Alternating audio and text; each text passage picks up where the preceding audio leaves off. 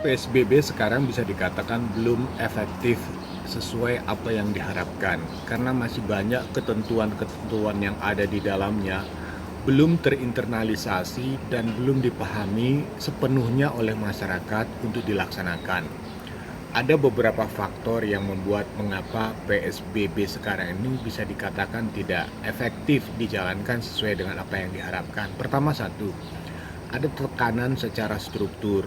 Maknanya di sini bahwa ada persoalan kebutuhan dasar yang kelihatannya belum sanggup untuk diatasi oleh pemerintah maupun oleh masyarakat. Jadi masyarakat sekarang ini berusaha mencoba berjuang untuk memenuhi kebutuhan dasarnya terlebih dahulu.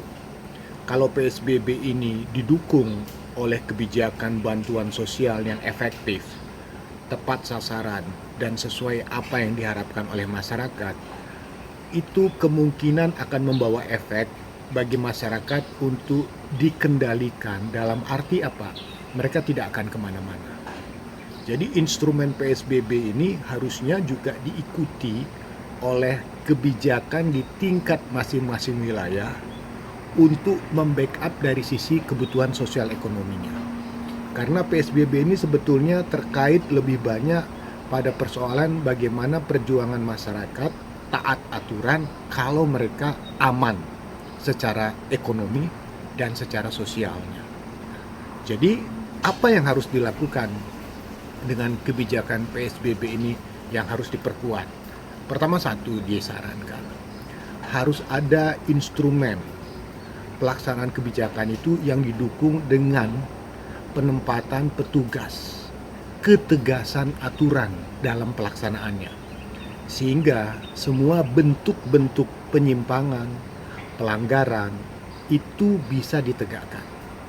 Kalau misalnya ada masyarakat yang melanggar, tentu menjadi sebuah tanda tanya, mengapa Anda mengapa Anda melanggar?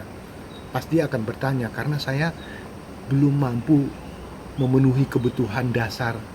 Saya harus bekerja mencari nafkah, sehingga kadang-kadang harus melanggar ketentuan karena keterpaksaan, tidak ada pilihannya.